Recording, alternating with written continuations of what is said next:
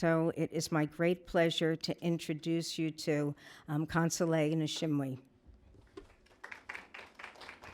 Coming here, it's almost coming home. So for me, I'm truly honored to be here, especially today. This is the first week we commemorating 29th commemoration of the 1994 genocide against the Tutsi.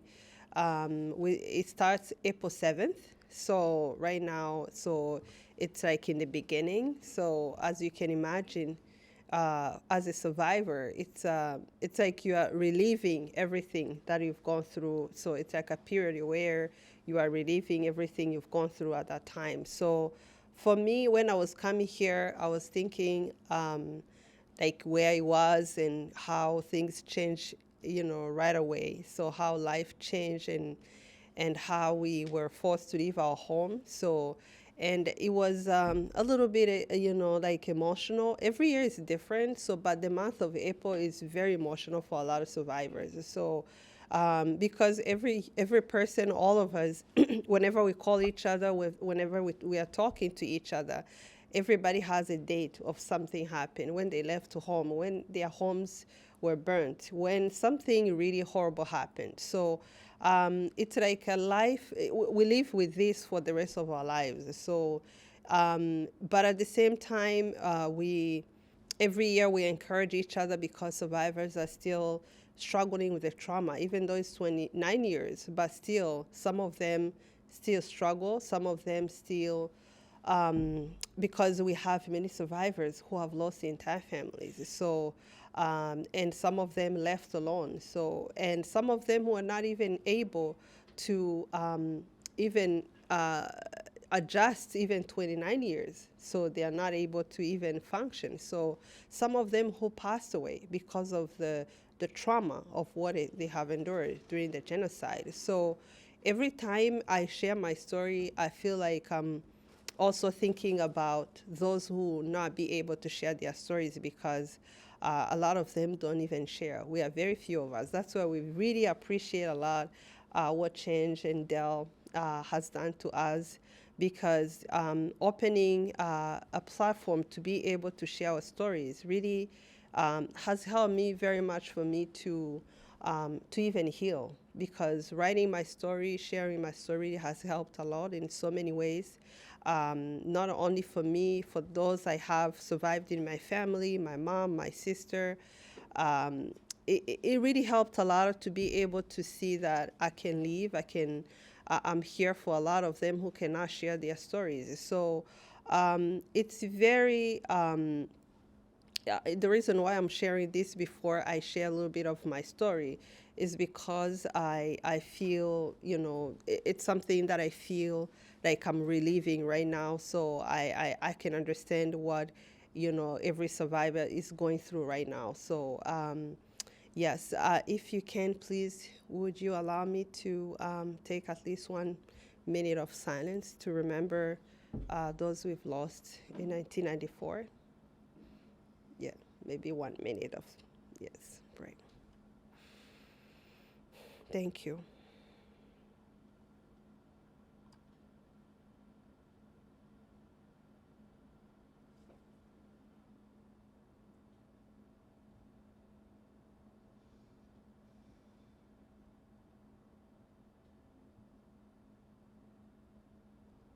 Thank you very much. Thank you. In 1994, like what they just said, I was 14 years old. I was a very young teenager, happily living with my both parents who were teachers. For those of you who don't know what, how Rwanda, was before, maybe a little bit of history. Before, Rwanda was a monarchy system before the Belgian came in the country. So, and at that time, during the monarchy system, we had what they call social classes, Tutsis, Hutus, and Twa, which were social classes. If you were Tutsi, that means you had many cows, so you're a wealthy person. So, and a lot of the, people tried, to move from one class to another. So until everything changed when we were colonized by first German and then the Belgian took over, so they had to switch everything into ethnicity. So now they had to do what they call divide and conquer. So they had to change the whole system, and they issue the ID cards. That ID card, now you had, what they call Hutu and Tutsi as ethnicity. So they would say, oh, Tutsis look a certain way.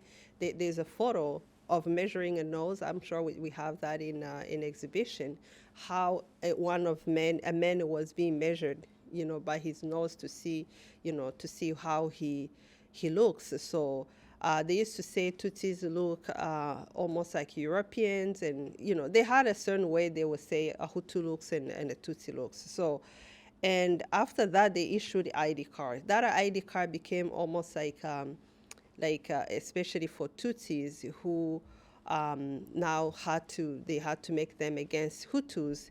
The Hutus became majority by the time the Belgium left the country. So when they left the country, now those who were in a part, the Hutus, started discriminating against Tutsis. So now the Tutsis were a minority. Every time since 1959, there were Tutsis who left the country in exile because of persecution and discrimination. Some of them who were killed. So, and then 1960s, there are some of them who left the country also. And then 1973, there were some Tutsis who left the country and they were killed as well, some of them. So, but it was not to the scale of 1994, because those of my family and many Tutsis who remain in the country, some of them, now they kept persecuting them. I was born in a time when being a Tutsi was not easy. You had to learn how to live a life where there are certain things you were not allowed to do. My parents, even though my parents were able to go to school, which was not easy at that time, being a Tutsi, but they were not able to even do, college or university. But what they were able to do allowed them to do the job they were doing. So my parents were teachers. And luckily, because they were teachers, I was able to be born in a family at a time which was good for me. At least they could take care of me and my siblings. So when I was born, I was the oldest in my family, and I had a sister who was 11 years old around 1994, and then also I had my 3 younger brothers who were ages 9, 7, and 16 months old. So. And I remember, for me, even though we were going through persecution and all the discrimination against the Tutsi at that time, I felt loved by my parents.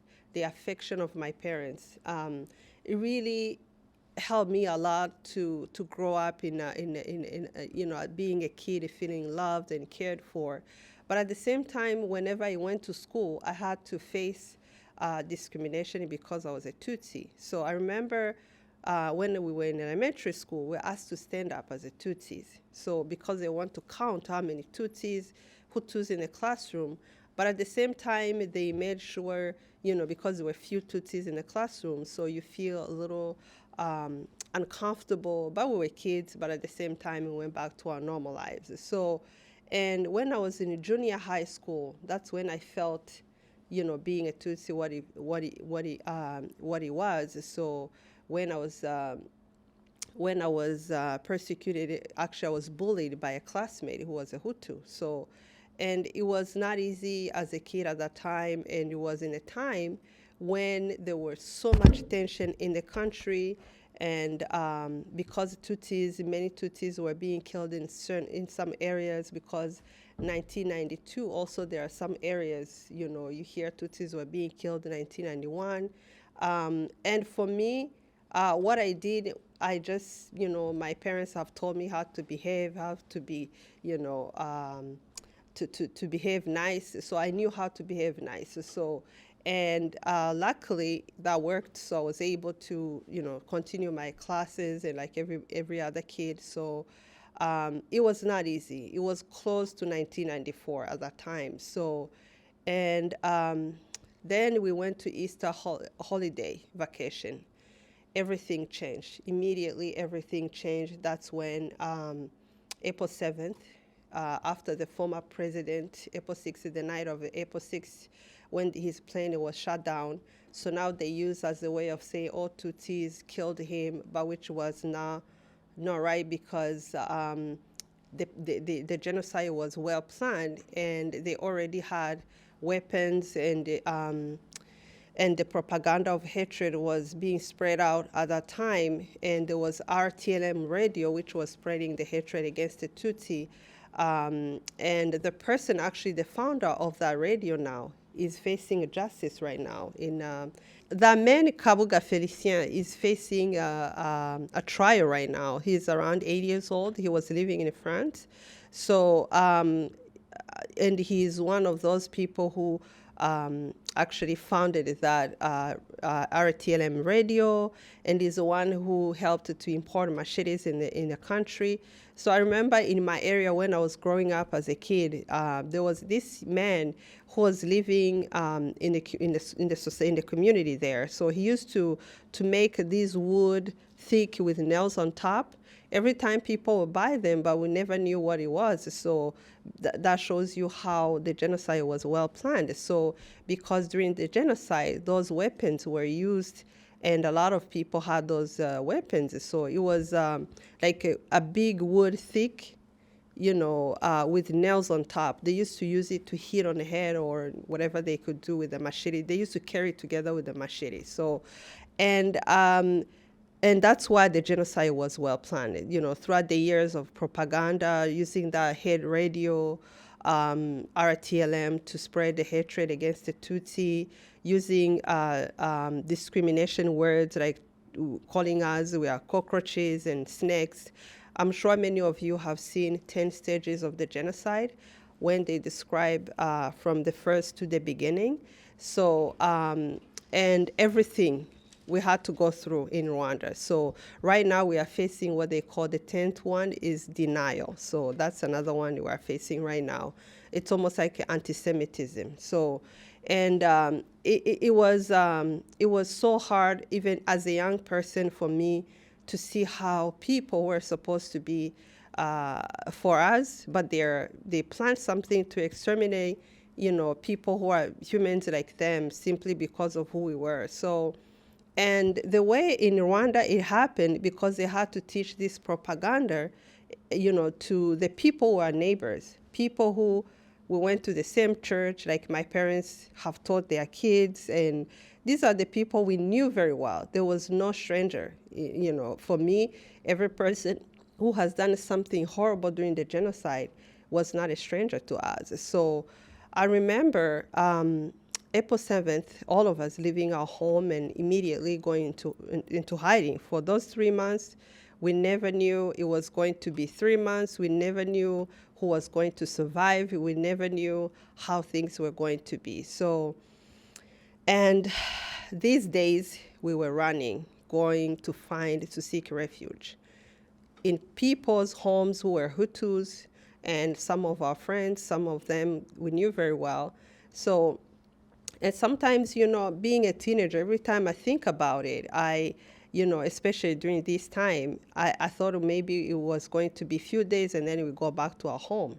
But things have changed completely. So now throughout the country, through that radio, they kept telling, Hutus, go find them, even little boys, even a kid, just everybody you find, just kill them. So immediately they started burning homes. They started destroying everything belonging to Tutsi, and now we had to run, going into hiding. So, and during the genocide, usually even before in 1959, people used to go hide in the churches, hoping that nobody will find them, nobody will kill them there. So a lot of people run in churches. They run in holy. Saying when you go to a holy place, nobody will find you and kill you there. So, and that was not the case in the genocide. A lot of Tutsis were murdered in churches. Now you find memorials. If you go in the exhibition, you will learn more about some churches that Tutsis were killed, and in the most horrific way. Some of them, right now, whenever you visit Rwanda, you find clothes and you find, so many things that were belonging to people who were hiding in there. So I have friends who escaped from the churches, barely escaped, and some of them who have scars on their body and lost their arms. So it was not easy. And for me and my family, where we lived in the western province of the country, we had to go to people's homes. So I remember the first time we went to this household of people who were good friends of our family. And my parents, I remember, because the first time we went there, we were meeting a crowds of people on the street. I remember that first time we were trying to go to the stadium, seeking refuge in the stadium. And as we followed the crowd, my parents, especially my mom, instincts told her to never keep going to the stadium. So, and a lot of people in that group, so many people were going to that stadium. Majority of people were killed. And there's a memorial there. So, and we went to the home of a good friend of our family. They were, good friends of our family, and they hid us in their home.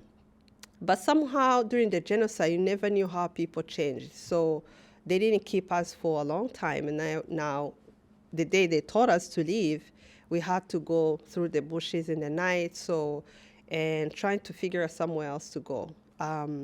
And it was around April 15, early in that morning, when we were hiding in the bushes, so close to the river.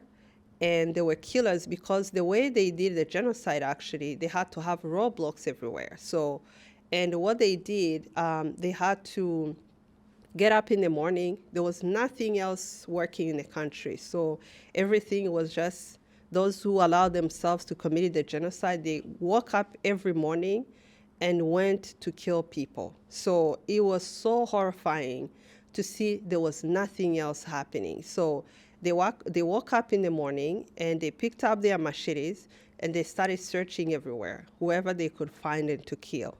So, and I remember that morning when they were searching around in the bushes, and we were sitting there, and my dad, my mom, my siblings, and one of my dad's sister was with us at that time. As they were searching there, my mom kept telling all of us to pray, keep praying, keep praying. So, and as a kid, I was I was a daddy's girl, so I was very close to my dad. And to see the way he looked and afraid and not being able to do anything, it's one of those images that will never leave my mind, and it's hard for me every time I think about it. This is a man that I thought was going to protect me, but now he's afraid because they are going to kill him. So it was hard for me. So it's really hard even now to think about it. So, and my mom kept telling all of us to pray and taught us to remain together.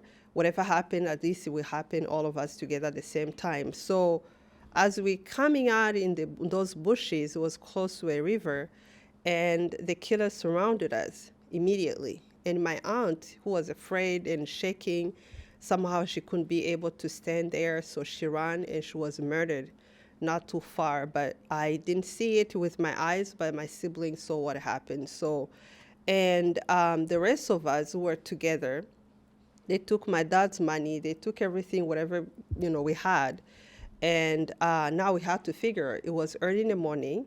Now we had to figure somewhere else to go. So now the killers were all over the place. In the hills, they were chanting, calling. We found the Tutsis, whatever. And as we were trying to figure out somewhere else to go, climbing the hills, if you go in Rwanda, you find it's a hilly country. So they call it a country of 1,000 hills. And as we were trying to reach, of course, where we lived, it was in a village. It wasn't like a big city. So as we were trying to reach to our home, when my dad was carrying my younger brother, who was 16 months old, the one, I'm sure you will see that in the photo. So that photo, actually, we took it, remember what it is. We took it, it will come. That photo, we took it a few months before the genocide happened. It was a few months before the genocide. For some reason, my mom, the way we took it, it wasn't like a planned photo to take. Somehow it happened, we took it, and the person who took that photo kept it. And that's how we're able to find that photo. So, and now that's the only photo I have with me and my siblings. So, the younger one, who was 16 months old, my dad was carrying him, and the rest of us were behind him. And as we reached to this home, the young lady and the people were sitting outside, because at that time, even people who were not committing the genocide physically, some of them were calling, and others were there to help if they could help. And there was this young lady, my dad taught her in school before, and she decided to pull my younger brother from him. And then she said, follow me in the house. So, and my dad decided to run in different direction, and the killers decided to follow him. The rest of us were together. We went in the house, and we were afraid what would happen to our dad, and we were praying in the ceiling of the house. I tried in my book to describe how we climbed the ceiling in the house, and because the homes are built differently from here, so it's almost like attic. So here, so and we went there. We sat there. It was not easy. My mom comforting all of us, and then I was afraid what would happen to our dad. But later on that evening, because killers, every time they finish murdering Tutsis, they would be tired, they would be gathering outside and talking, and because in that house they had a small bar, and they were drinking beer, rewarding themselves. And I remember I never thought I was going to hear these people saying they have murdered my dad. My dad who taught their kids, my dad was a very gentle human being, so very kind. He was my dad, but he was a very, very kind person. So, it was very tough. It was very tough to hear that. We cried together, me and my mom, and it was not easy. But we didn't know we were going to survive. It was that day my aunt was killed, and then later on that evening, my dad was murdered. So it was not easy. And the way I learned later on how he was tortured, it was horrifying. It's terrible. And we kept crying. We didn't know what else to do. My mom, of course, now had to figure out how to take me and my siblings, who to knock on doors. It was not an easy time. During those 3 months, she took us in many homes of people, some of them who called killers, some others refused to help, some others even say some horrifying things.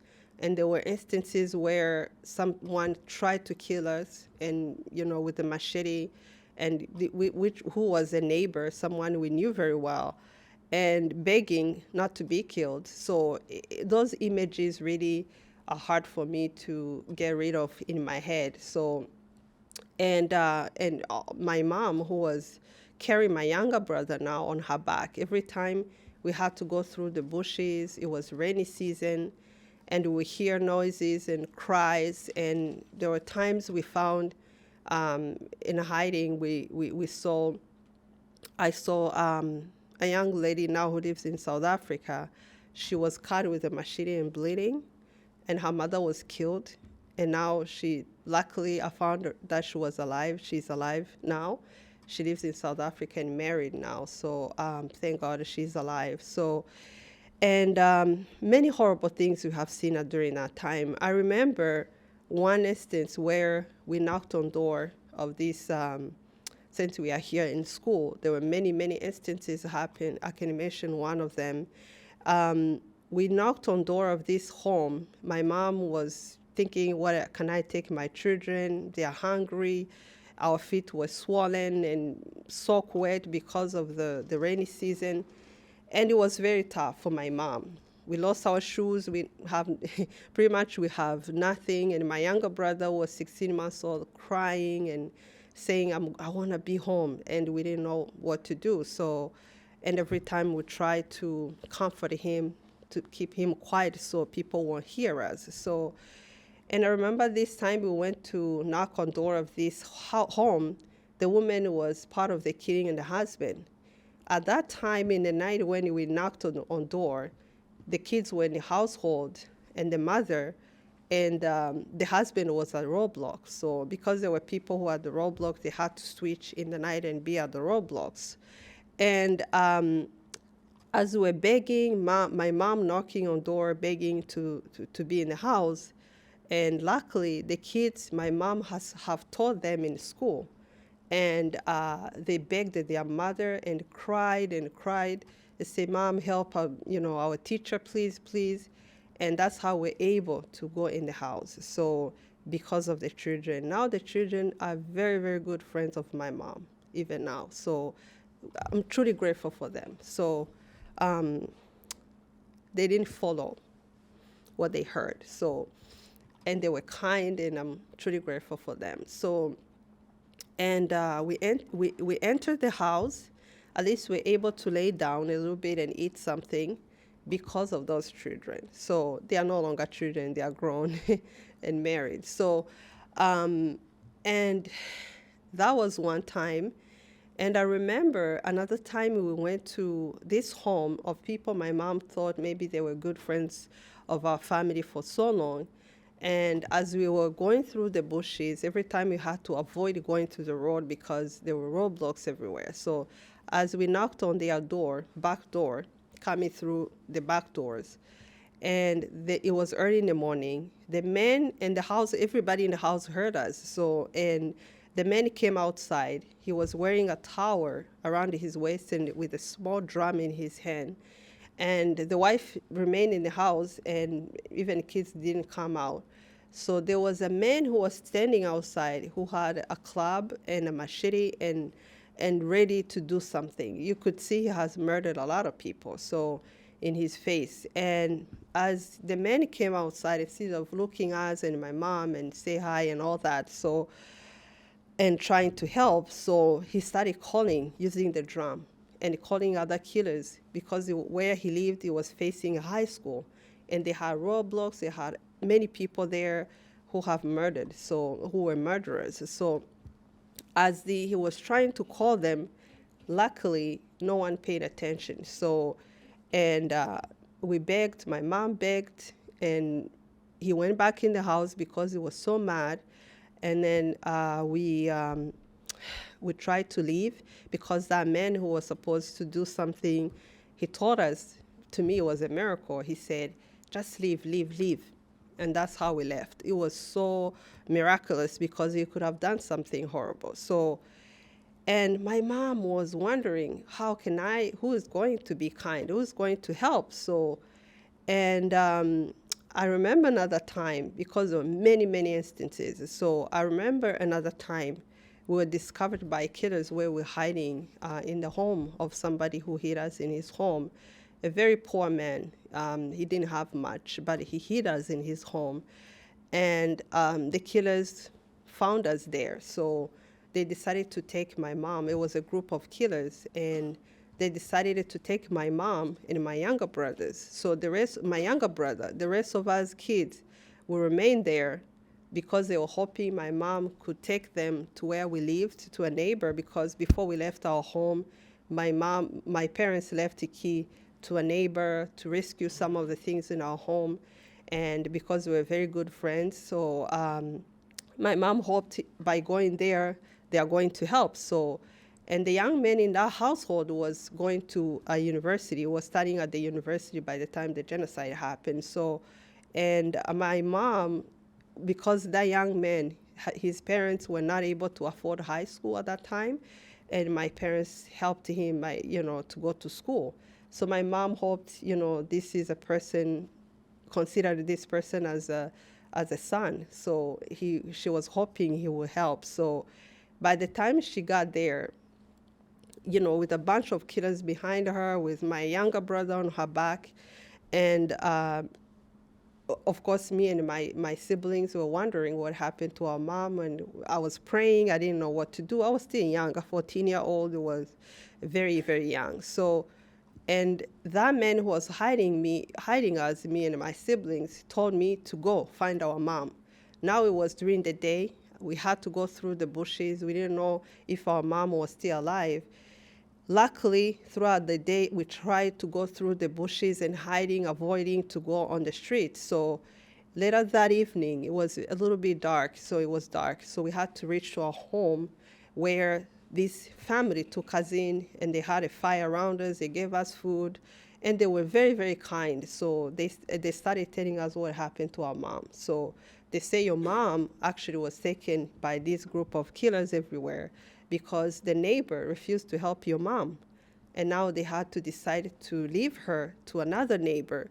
Whenever they want, they will kill her. So, and I told them we had to go find her where she is. Whatever happened, at least we'll all be together. So, and my mom didn't know we were still alive. So even the time before we reached there were times during the day before we reached to that home, we were hiding in the bushes and the killers were searching us. So, and I remember telling my siblings to sit in the middle of the trees.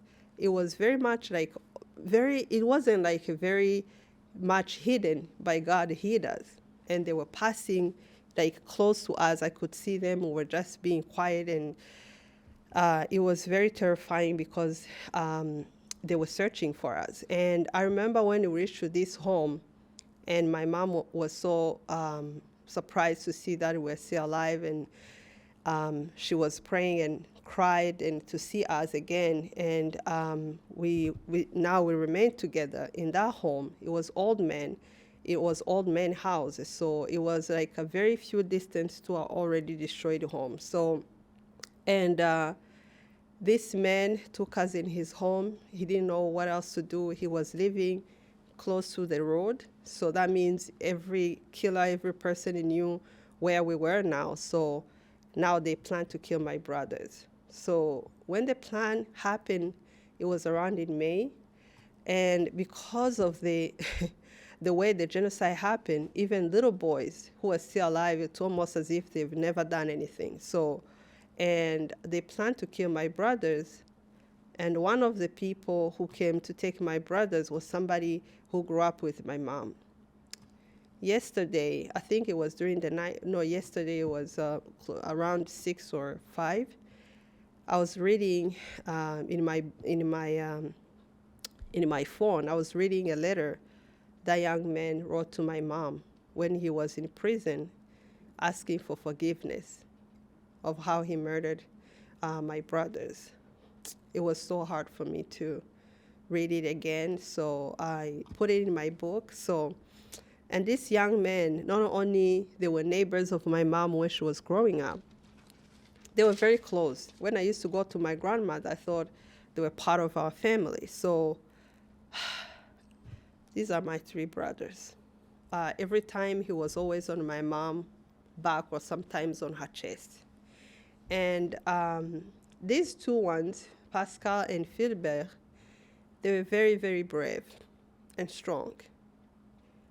And Pascal, every time he would comfort us, he became almost like a little grown man, you know, like he kept saying, oh, be strong, be strong.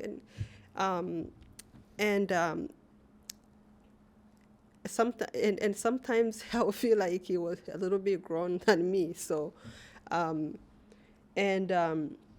when this man came to take my brothers with others, so they snatched away my younger brother, this one, from my mom. And before they took them, my mom took us in the room. We were praying, whatever happens, at least we all, go to heaven. And when this little boy, Bonfils, was snatched away, my 2 younger brothers took him and held his hands. And they said they are going to join Daddy in heaven. And it was not very easy to see my brothers being taken like sheep, and it was hard. It was really hard, especially for my mom, who was seeing her little boys being taken like that. And as you can imagine how the scene was, when all of us were begging to be taken and they refused, they took them. So they took them to an already destroyed home, and they slaughtered them and threw their bodies in septic tank of our home. And it was very tough that day. And we begged to be killed. We begged to be killed, but they refused.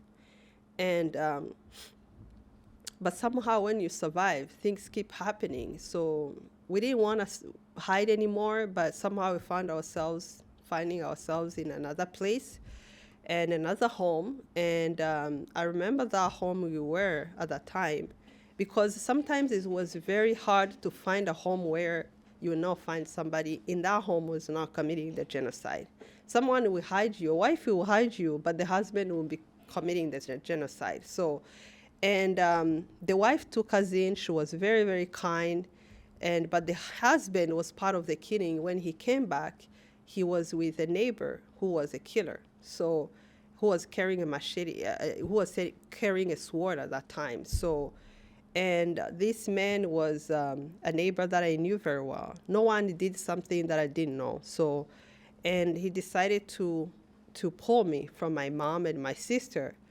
All of us begged not to be taken. So, to be taken. My mom said, don't take my daughter alone. If you want to kill all of us. So we didn't have so much strength to protect ourselves. So unfortunately, I was taken by this man, not too far from our home, dragged by him and beaten, with the sword. He was using a back of the sword. And it was hard for me to protect myself. I was, unfortunately, I was taken not too far from our home and was raped by him. During the genocide, rape was used as a weapon.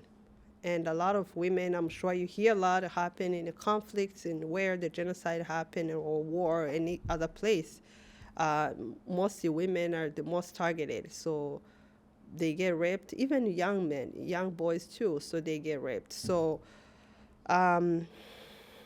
this man was somebody that I knew very well.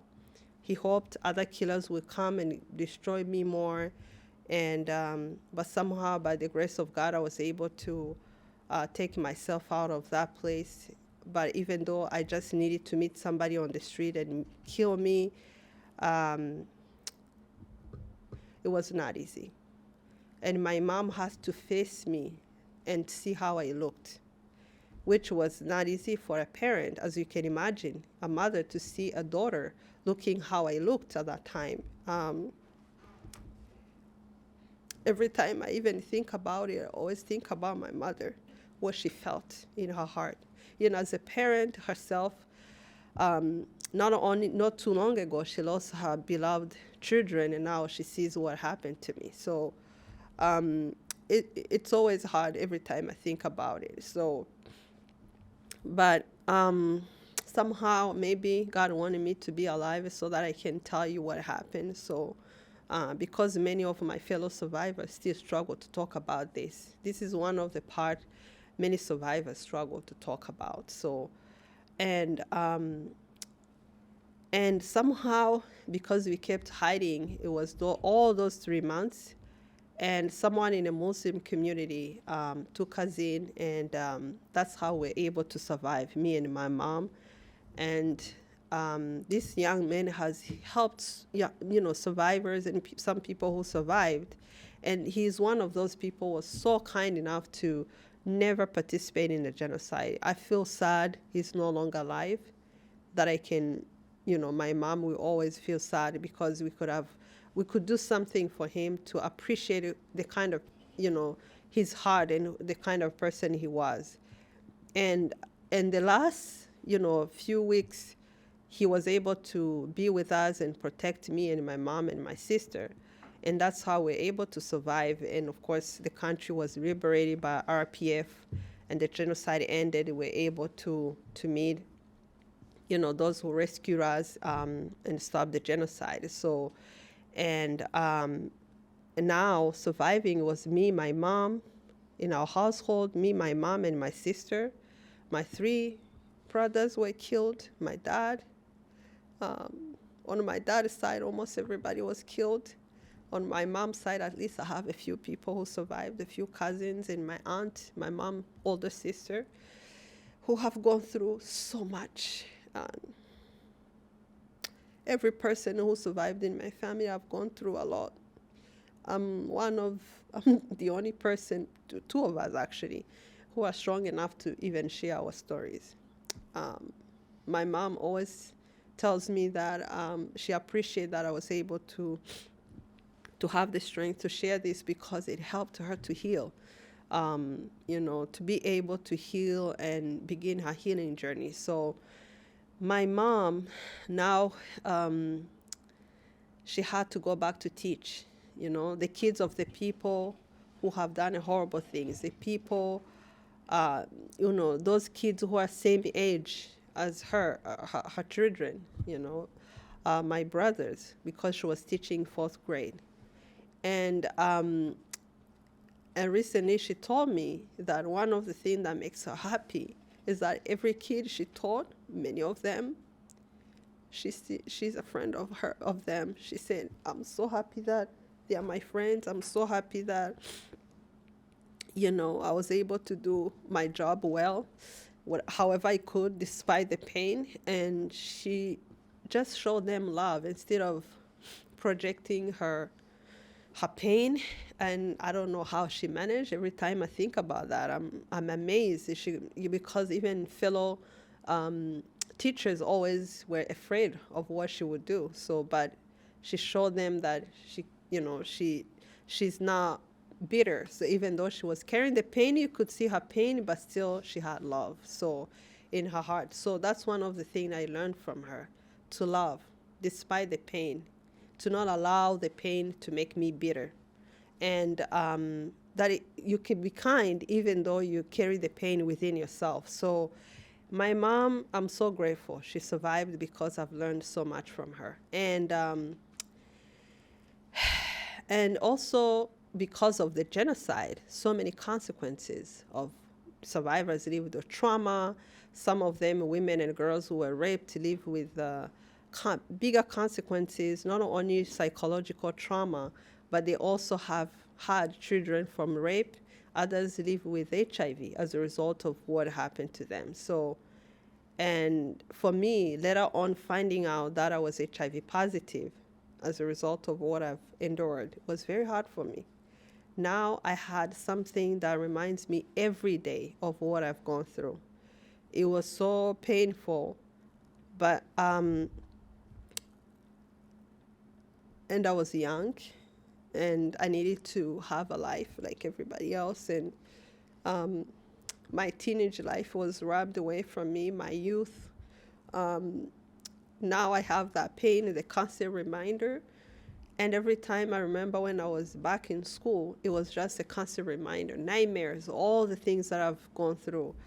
But thankfully, because of having a mom who constantly, being around me, she helped me through that journey, and I was able to do school well. I was able to manage well and be able to never give up, continue to hold on life. And that carried me through when I also found out that I was HIV positive, and I kept telling myself that my friends lost the entire families. I'm one of the fortunate. At least I can lay on my mom's shoulder and cry.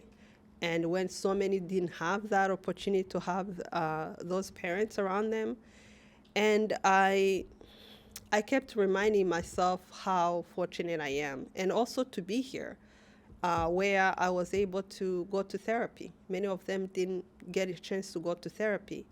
And going to therapy and having a good doctor who constantly reminded me that I'm here for a reason and I have to love myself. And that really helped me to journal, started journaling every painful things that I've gone through. So, and made friends, kind people. I have many good friends who are so kind and helped me to love myself. And I've met incredible people in my life. So, really, I'm very fortunate. And I felt like I needed to be there for my fellow survivors. I needed to be a voice. I needed to do something to help them love themselves again. So because of that, constantly, even my faith in God really became, strong as I was going through therapy and all that.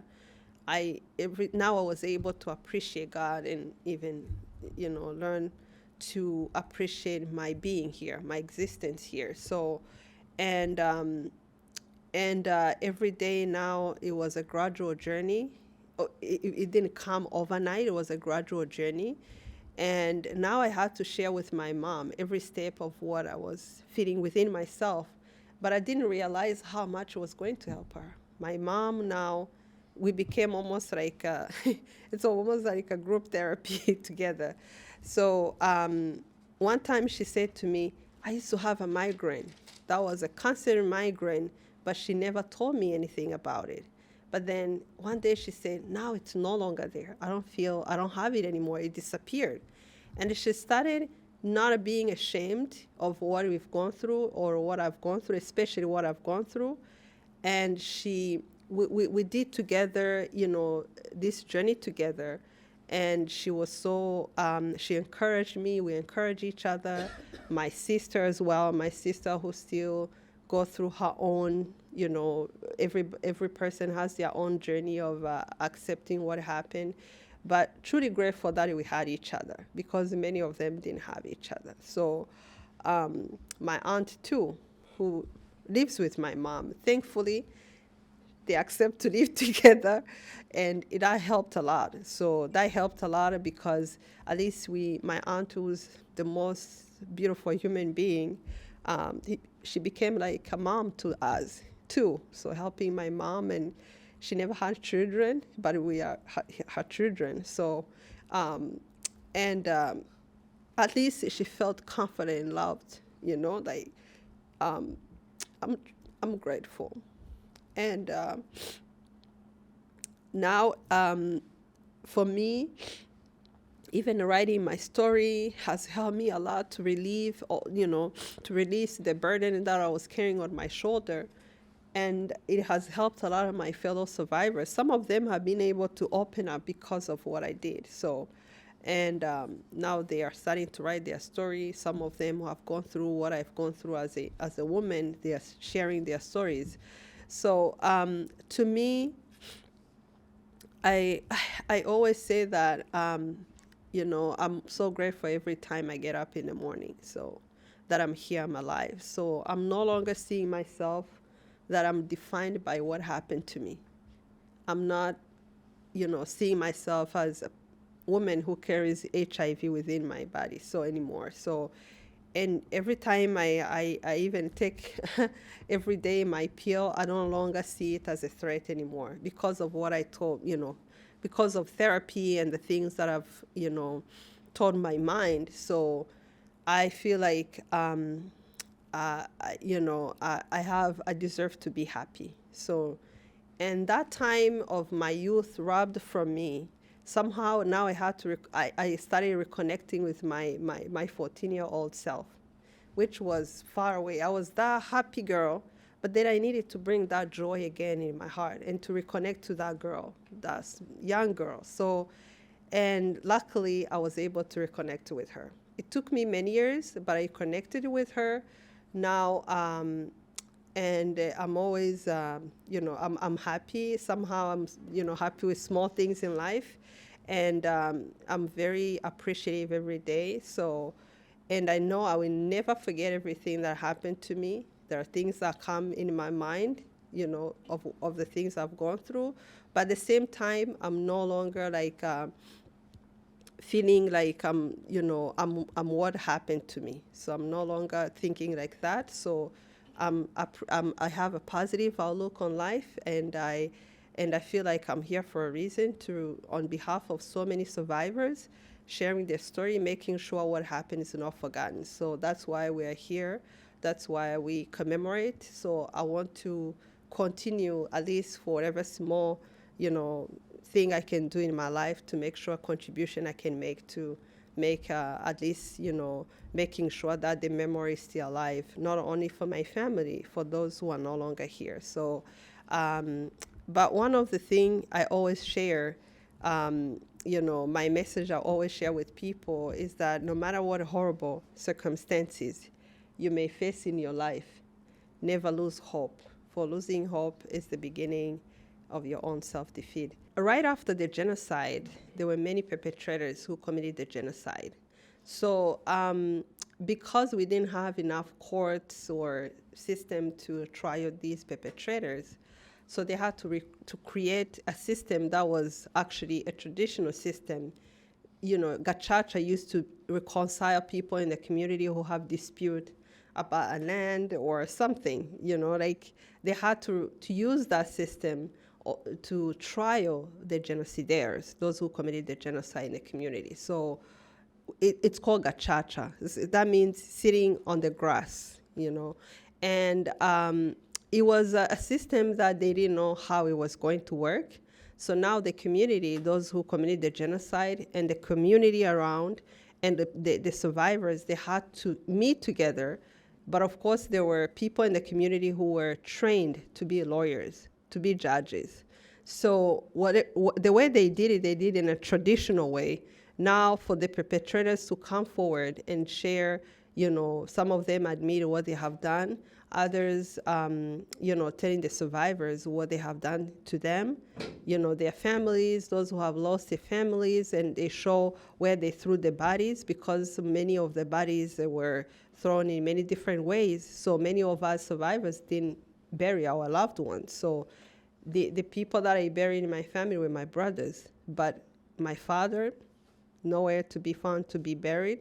His remains, there survive many survivors who don't have, even now, who still find the remain of their loved ones. So, and at least Gacaca, what it did, it helped those who committed the genocide to, some of them to ask for forgiveness, others to show where they put the bodies of the families, so that they can give them a decent burial. So to me, it was very hard, but at the same time, it helped a lot because it has trialed many, many cases compared to international court we had in Arusha, Tanzania, ICTR, which tried many, very, very few cases.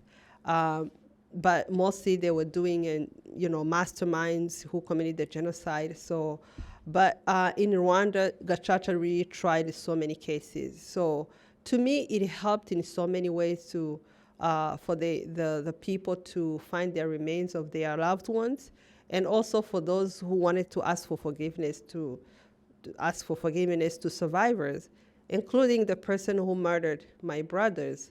He was actually in a Gacaca. That's how I was able to write that letter to my mom, asking for forgiveness. So, of what he did to our family. So, because he murdered a lot of people, sometimes, during the trials, the Gacaca trial, so because we don't have a death sentence in Rwanda, so they get life sentence, or they get life imprisonment, or they will get some time in prison.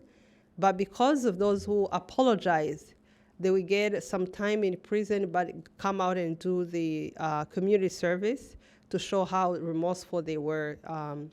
And so many of them came out of prison. So, but it was not easy for survivors, again, to see someone walking around.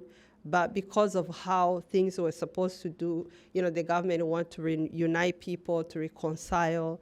It was a process, but it was not easy.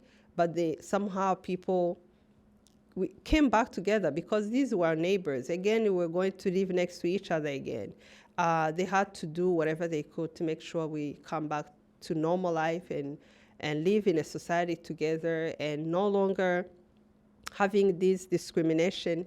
And of course, they had to let our ID card that shows Hutu and Tutsi. Now we have only ID card that shows we are all Rwandans. So now they had to educate, people throughout the country, having memorials all over the country, making sure that people learn what happened, and facing, perpetrators. Of course, there's so many in the country at that time, but the country was inherited a lot. So to be able, survivors who are heartbroken, even perpetrators, because when I was in high school, the kids of my age, coming from the families who committed the genocide, some of them were going through also trauma because of what they have to see. They were kids. So it was not easy. It was not easy, but at the same time, they managed to make sure, we all live together, we go back to school, we have normal lives. And now, actually, it worked so well because the country has thrived a lot in so many areas. But whenever you visit the country, you see memorials. That's the only thing that will show you that we had a genocide. So, and of course, survivors still live with the trauma and all that, but in so many ways the country has managed to move forward. So, and I encourage everybody to go, one time when Dell goes, all of us together, definitely I encourage everybody to visit. We have really, the country has really done a lot compared to places where they had a genocide. Really, I'm amazed of so many survivors. I'm amazed of how others were able to, to behave, even though it's not easy. Right after the genocide, of course, the government had to do whatever they could. All survivors, almost everybody, lost their homes. So what they had to do, they had to start having funds to help survivors, have homes, even though it was not easy, but it took some time. And the funds mostly to give survivors who are, like my mother, for instance, my mother went back to teach. For someone like her, at least she was able to gradually be able to, do something, helping us and finding a place to live and all that. Gradually, before we got our own home again. We got to rebuild a new home again. So not every survivor was capable of, doing that because some of them didn't have the ability to do that. So they built, homes for survivors, especially women who survived, who have lost the entire families, women, widows, women who have lost everybody. And most of the time, they encouraged actually those kids who survived, those who are same age as me, even younger, encouraging people, especially Tutsis who were in exile, who came back in Rwanda, to bring even survivors, women too, survivors, to those who are capable, to have them in your home. It was not easy, but some of them were raised by different, people. And there were many instances where fellow survivors raised themselves. And the homes they were able to give somehow helped. Of course, it was really not easy. But the funds also was created also to help us go back to school again. So there was a fund that was created to help us going back to school, and whether in high school and college, university, continue to universities. And then also survivors who are in high school created organization. We have two organizations, a high school one and college, university. So those organizations actually are created to help each other. Within, organization, we created artificial families. And where I'm the same age as someone, but I could be a mom. And I could be someone, they can come to me and we help each other, advise each other. And this organization really, helped a lot of survivors because they helped us, through high school to cope with the whatever issues we're going through. At least you have each other. You have each other. And when even ending college, university, some of them were able to get married. If you get married, everybody will be behind you. So they will help you. Some of them will be on the groom side. Others will be on the bride side because many of them lost everybody. So no uncle to represent, no grandmother. So we have lost almost like every normal thing that you normally know, like having a grandmother. When you go to your grandmother's house, nobody has none. You go to your uncle's house, you don't have none. So you have to recreate those things within yourselves, within your peers. So, and my mother became almost like a mother for so many. And luckily, she was, I'm one of those people who shared my mother with everyone. So uh, she became like a mom to many. So I never, in our home, we always had people, survivors. So I always, whatever we had, a tea, anything, didn't matter what we had. So at least, we had to recreate normalcy, which was no longer existing. So, and somehow it helped, and we were very social. That helps a lot too, and probably that was one of the things that helped very much. Yeah.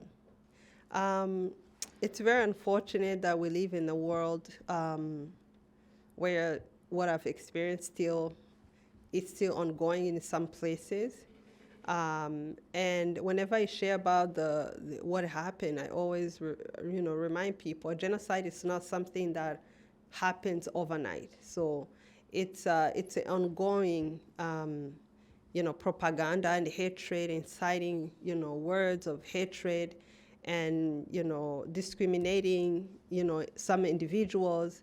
And I think we have to see the signs. Like I mentioned earlier about 10 stages of the genocide, you see the signs before, to prevent such thing from happening. You have to prevent it early on. So whenever, you see people being discriminated against, you have to speak up, because it could lead to something bad, like a genocide. So in Rwanda, it was over the years before I was born.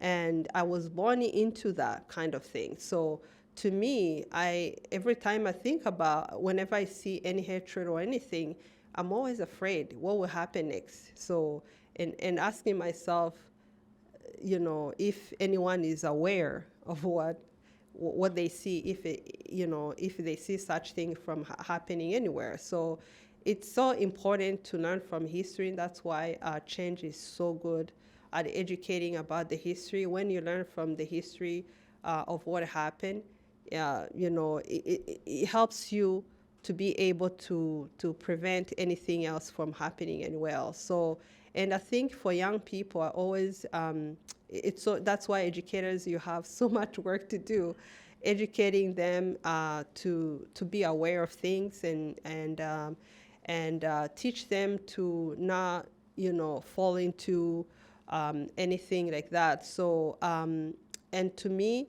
I believe education is key to, prevent anything. So to me, education is key, and being aware. So that's why I share my story. I feel like I'm still young myself. I'm still living in this world.